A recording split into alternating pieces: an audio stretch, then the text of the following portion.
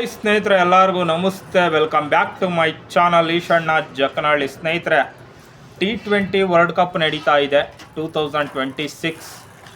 ಈ ಒಂದು ಸಮಯದಲ್ಲಿ ಆಸ್ಟ್ರೇಲಿಯಾ ಇನ್ನೇನು ಲೀಗ್ ಹಂತದಿಂದಲೇ ಮನೆಗೆ ಹೋಗುವ ಎಲ್ಲ ಲಕ್ಷಣ ಕಾಣ್ತಾ ಇದೆ. ಇನ್ನೊಂದು ಮ್ಯಾಚ್ ಏನಾರ ಸೋಲ್ತು ಅಥವಾ ಫಲಿತಾಂಶ ಏರುಪೇರಾದರೂ ಕೂಡ ಆಸ್ಟ್ರೇಲಿಯಾ ಮನೆಗೆ ಹೋಗುತ್ತೆ.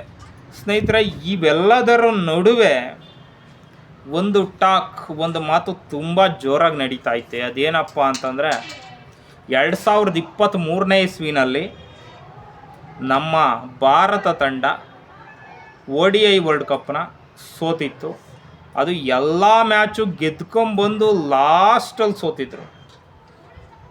ಅದೊಂದು ತುಂಬಾ ಬೇಜಾರಾಗಿತ್ತು ಸ್ನೇಹಿತರೆ. ಆಗ ಆಸ್ಟ್ರೇಲಿಯಾ ಗೆದ್ದಿತ್ತು. ಲೀಗ್ ಹಂತದಲ್ಲಿ 2 ಮ್ಯಾಚ್ ಸೋತು ಆಮೇಲೆ ಕಮ್ಬ್ಯಾಕ್ ಮಾಡ್ಕೊಂಬಂದು ಕೊನೆಗೆ ಟ್ರೋಫಿ ಎತ್ತಿದ್ರು ಆಸ್ಟ್ರೇಲಿಯಾದವರು. ಆಗ ಮಿಚೆಲ್ ಮಾರ್ಷ್ ಒಂದು ಕೆಲಸ ಮಾಡಿದ್ದ. ಅವನು ಏನು ಮಾಡಿದ್ದ ಅಂದರೆ, ಟ್ರೋಫಿನ ಕಾಲು ಕೆಳಗಡೆ ಹಾಕ್ಯಂಗೆ ಕೂತ್ಕೊಂಡು ಒಂದು ದರ್ಪದಿಂದ ಒಂದು ಫೋಟೋ ತೆಗೆಸ್ಕೊಂಡು ಫೋಟೋವನ್ನು ಸೋಷಿಯಲ್ ಮೀಡಿಯಾದಲ್ಲಿ ಹಾಕಿದ್ದ. ಅದು ನಿಜಕ್ಕೂ ಕೂಡ ಆತ ಮಾಡಿದ್ದು ತಪ್ಪೆ. ಆತಹ ವರದ ಒಂದು ವರ್ಲ್ಡ್ ಕಪ್ಪನ್ನು ಕಾಲು ಕೆಳಗಡೆ ಹಾಕ್ಕೊಂಡು ಮಾಡಿದ್ದು ತಪ್ಪೆ. ಆಗ ಎಲ್ಲರೂ ಕೂಡ ಆತನನ್ನು ತೀವ್ರವಾಗಿ ಖಂಡಿಸಿದರು. ಆತ ಏನು ಕೇಳಿರಲಿಲ್ಲ. ಇವನಿಗೆ ಎಷ್ಟು ದುರಹಂಕಾರ ನೋಡಿ. ಒಂದು ವೇಳೆ ಆ ಕಪ್ ನಮ್ಮ ಕೈಲೇನಾದರೂ ಇದ್ದಿದ್ರೆ ನಾವು ಅದನ್ನು ಮನಸ್ಸಲ್ಲಿಟ್ಟು ಪೂಜೆ ಮಾಡ್ತಿದ್ದು, ಹಾಗೆ ಹೀಗೆ ಅಂತ ಎಲ್ಲ ಮಾತಾಡ್ತಾ ಇದ್ವಿ. ಆದರೆ ಆತ ಮಾಡಿದ್ದು ತಪ್ಪೆ. ಆದರೆ ಅವ್ರು ಹೆಂಗೆ ಗೊತ್ತಾ, ನಾವು ವರ್ಲ್ಡ್ ಕಪ್ನ ಒಂದು ದೇವ್ರ ರೀತಿಯಾಗಿ, ಏನೋ ಒಂದು ಇದ್ರ ರೀತಿಯಾಗಿ ನೋಡ್ತೀವಿ, ಎಮೋಷನಲ್ಲಿ ನೋಡ್ತೀವಿ. ಅವ್ರು ಆ ಥರ ಅದೆಲ್ಲ ನೋಡಲ್ಲ.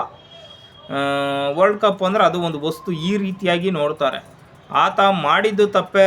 ಅದಕ್ಕೆ ಅಗೌರವ ತೋರಿಸ್ತಾ ಅವತ್ತಿನಿಂದ ಹಿಡಿದು ಇವತ್ತಿನವರೆಗೂ ಒಂದು ಮ್ಯಾಚು ಕೂಡ ICC ಟ್ರೋಫಿ ಗೆದ್ದಿಲ್ಲ ಆಸ್ಟ್ರೇಲಿಯಾ. ಚಾಂಪಿಯನ್ಸ್ ಟ್ರೋಫಿ ಸೋತರು, T20 ವರ್ಲ್ಡ್ ಕಪ್ ಸೋತರು, T20 ವರ್ಲ್ಡ್ ಕಪ್ಪಲ್ಲೂ ಇದಾಯಿತು. ಇದಕ್ಕೆ ಸ್ವಲ್ಪ ಜನ ಈ ಮೂಢನಂಬಿಕೆಯನ್ನು ನಂಬತಕ್ಕಂತಹ ಜನ ಇರ್ತಾರಲ್ಲ, ಅವರು ನೋಡ್ರಿ, ಅವತ್ತು ವರ್ಲ್ಡ್ ಕಪ್ಗೆ ಡಿಸ್ರೆಸ್ಪೆಕ್ಟ್ ತೋರಿಸಿದ್ಕೇ ಇವತ್ತು ಈ ರೀತಿ ಆಗ್ತಾ ಇರೋದು, ಯಾವುದರಲ್ಲೂ ಗೆಲ್ತಾ ಇಲ್ಲ, ಈ ರೀತಿಯಾಗಿ ಹೇಳ್ತಾ ಇದ್ದಾರೆ. ಇದರಲ್ಲಿ ಯಾವುದೇ ತರಹದ ಲಾಜಿಕ್ ಇದೆಯಾ ಸ್ನೇಹಿತರೆ? ನೀವೇ ಯೋಚನೆ ಮಾಡಿ. ಸ್ವಲ್ಪನಾದರೂ ಲಾಜಿಕ್ ಇದೆಯಾ? ನಮ್ಮ ದೇಶದಲ್ಲಿ ಹಂಗೇನೆ ಭಕ್ತಿ ಭಾವ ಈ ಥರದ್ದು ಜಾಸ್ತಿ. ಮಿಸ್ ಆಗೋ ಏನೋ ಒಂದು ಆಗೋಯ್ತು ಅಂತಂದರೆ ದೊಡ್ಡದಾಗಿ ಬಿಂಬಿಸ್ತಾರೆ ಅದನ್ನು. ಅವ್ರು ಚೆನ್ನಾಗಿ ಆಡಿಲ್ಲ, ಸೋತರು ಅಷ್ಟೇ. ಇದರಲ್ಲಿ ಯಾವುದೇ ತರಹದ ಲಾಜಿಕ್ ಇಲ್ಲ. ಆಮೇಲೆ ಇನ್ನೊಂದು ವಿಷಯ ಏನಪ್ಪ ಅಂತಂದರೆ, ಆತ ಆ ರೀತಿಯಾಗಿ ಮಾಡಿದ್ದಕ್ಕೆ ಆತನ ದುರಹಂಕಾರವೂ ಕಾರಣ ಆಗಿತ್ತು. ಅದೇ ನಾವು ತುಂಬ ಚೆನ್ನಾಗಿ ವರ್ಲ್ಡ್ ಕಪ್ ಟ್ರೋಫಿಗೆ ಗೌರವ ಕೊಡ್ತೀವಿ. ನಾವೆಷ್ಟು ಗೆದ್ದಿದ್ದೀವಿ? ಅವರು ನಮಗಿಂತ ಜಾಸ್ತಿ ಗೆದ್ದಿದ್ದಾರೆ ಆಸ್ಟ್ರೇಲಿಯಾದವರು. ನಾವೆಷ್ಟು ಗೆದ್ದಿದ್ದೀವಿ? ನಾವು ತುಂಬ ಟ್ರೋಫಿಗೆ ಗೌರವ ಕೊಡ್ತೀವಿ, ಪೂಜ್ಯನೀಯ ಭಾವನೆಯಲ್ಲಿ ನೋಡ್ತೀವಲ್ಲ. ಎಷ್ಟು ಗೆದ್ದಿದ್ದೀವಿ ಸ್ವಾಮಿ? 1983ರಲ್ಲಿ ಮೊದಲನೇ ವರ್ಲ್ಡ್ ಕಪ್ ಗೆಲ್ಲುತ್ತೆ ಭಾರತ ತಂಡ. ಅದಾದಮೇಲೆ ಇನ್ನೊಂದು ವರ್ಲ್ಡ್ ಕಪ್ ಗೆಲ್ಲೋಕ್ಕೆ 2011ವರೆಗೂ ಕಾಯಬೇಕಾಗುತ್ತೆ. 28 ವರ್ಷಗಳ ಕಾಲ ಕಾಯಬೇಕಾಗುತ್ತೆ ICC ಟ್ರೋಫಿ ಗೆಲ್ಲಲಿಕ್ಕೆ. ನಾವು ತುಂಬಾ ಗೌರವ ಕೊಡ್ತಿದ್ವಲ್ಲ, ನಾವ್ಯಾಕೆ ಗೆಲ್ಲಿಲ್ಲ 28 ವರ್ಷ?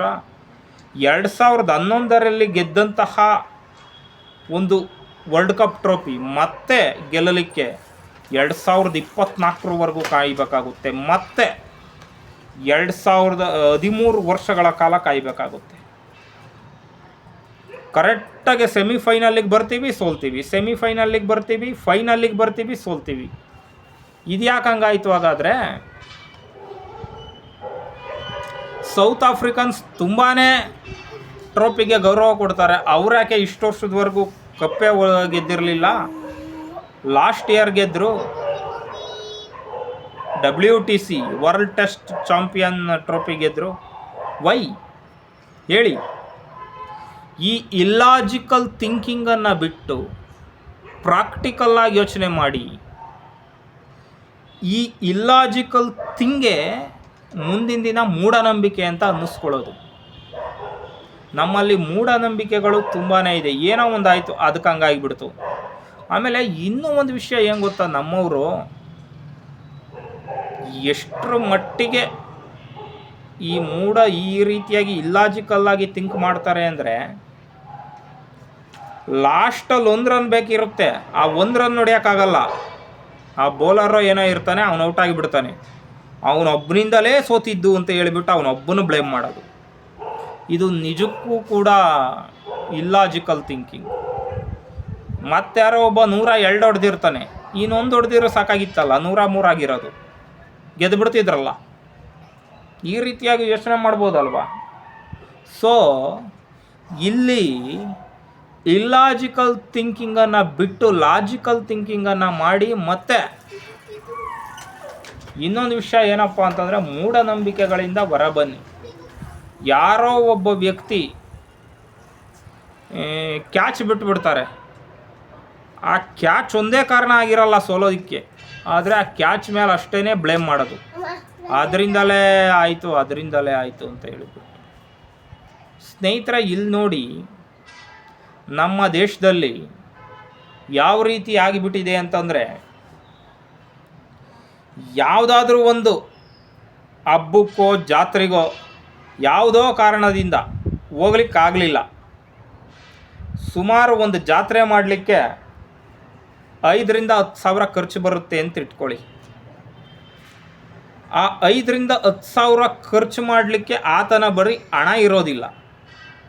ಅಂಥ ಸಂದರ್ಭದಲ್ಲಿ ಸಾಲ ಮಾಡಿ ಆ ಜಾತ್ರೆಯನ್ನು ಮಾಡೋದಕ್ಕಿಂತ ಆ ಜಾತ್ರೆಯನ್ನು ಸ್ಕಿಪ್ ಮಾಡೋದೇ ಬೆಟ್ರು ಅನ್ನೋ ರೇಂಜಲ್ಲಿ ಆತನ ಆರ್ಥಿಕ ವ್ಯವಸ್ಥೆ ಇರುತ್ತೆ. ಅಂಥ ಟೈಮ್ನಾಗ ಏನಾರ ನಾವು ಮಾಡಿಲ್ಲ ಅಂತ ಇಟ್ಕೊಳ್ಳಿ, ಮುಂದೆ ಏನಾದರೂ ಒಂದು ಆಯಿತು ಅಂತ ಇಟ್ಕೊಳ್ಳಿ, ಆವಾಗ ಎಲ್ಲರೂ ಅದಕ್ಕೆ ಬ್ಲೇಮ್ ಮಾಡ್ತಾರೆ. ಜಾತ್ರೆ ಮಾಡಲಿಲ್ಲ ಅದಕ್ಕೆ ಹಂಗಾಯಿತು, ಅದಕ್ಕೂ ಏನೂ ಸಂಬಂಧನೇ ಇರಲ್ಲ. ಏನಾದರೂ ಒಂದು ಕೆಟ್ಟದಾಯ್ತು ಅಂತ ಇಟ್ಕೊಳ್ಳಿ, ಒಳ್ಳೇದಾಗ್ತಾ ಇದ್ರೆ ಯಾರೂ ಮಾತಾಡಲ್ಲ.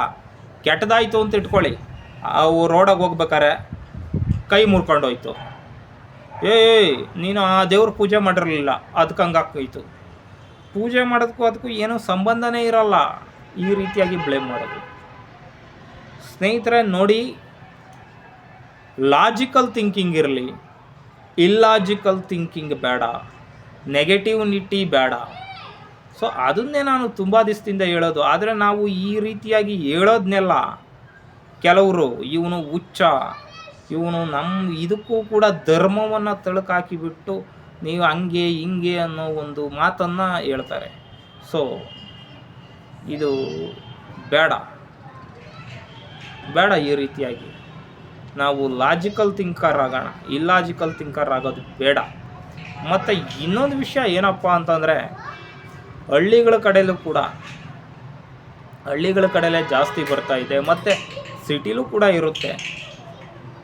ಏನಪ್ಪ ಅಂತಂದರೆ, ಈ ನಂಬರಿಂದ ಗಾಡಿ ತಗೊಂಡ್ರೆ ಅದು ಅಪಘಾತ ಆಗುತ್ತೆ, ಈ ನಂಬರಿಂದ ಫೋನ್ ನಂಬರ್ ಯೂಸ್ ಮಾಡಿದರೆ ಏನಾದರೂ ಆಗುತ್ತೆ. ಅಪಘಾತಗಳು ಆಗೋದು ನಾವು ಉಪಯೋಗಿಸ್ತಕ್ಕಂಥ ನಂಬರಿನಿಂದಲ್ಲ, ಅಪಘಾತಗಳಾಗೋದು ಮನುಷ್ಯನ ಅಜಾಗರೂಕತೆಯಿಂದ. ಅಜಾಗರೂಕತೆಯಿಂದಲೇ ಹೊರತು ಯಾವುದೇ ಒಂದು ಕಾರಿನ ನಂಬರ್ ಪ್ಲೇಟಿಂದ ಆಗಲಿ, ಫೋನ್ ಯೂಸ್ ಮಾಡೋ ಸಿಮ್ ಕಾರ್ಡ್ ನಂಬರಿಂದ ಆಗಲಿ ಅಲ್ಲ. ಇದೊಂದನ್ನು ತಿಳ್ಕೊಂಡ್ರೆ ಸಾಕು. ಯಾವುದಾದ್ರೂ ಒಂದು ಕೋಇನ್ಸಿಡೆನ್ಸ್ ಆಯಿತು ಅಂತ ಇಟ್ಕೊಳ್ಳಿ, ಅದಕ್ಕಲ್ಲೇ ಏನಾದರೂ ಒಂದು ಕತೆ ಕಟ್ಟಿಬಿಡೋದು, ಹಿಂಗೆ ಇದು ಹಿಂಗೆ ಅಂತ ಹೇಳ್ಬಿಟ್ಟು. ಈ ಒಂದು ಇಲ್ಲಾಜಿಕಲ್ ಥಿಂಕಿಂಗನ್ನು ಬಿಟ್ಟು ಲಾಜಿಕಲ್ ಥಿಂಕಿಂಗನ್ನು ಇದು ಮಾಡಿ. ಮತ್ತು ಆಸ್ಟ್ರೇಲಿಯಾ ಸೋಲ್ತಾ ಇದ್ದಾರೆ, ಅವ್ರು ಚೆನ್ನಾಗಿ ಆಡಿಲ್ಲ, ಸೋಲ್ತಾ ಇದ್ದಾರೆ, ಓಕೆ.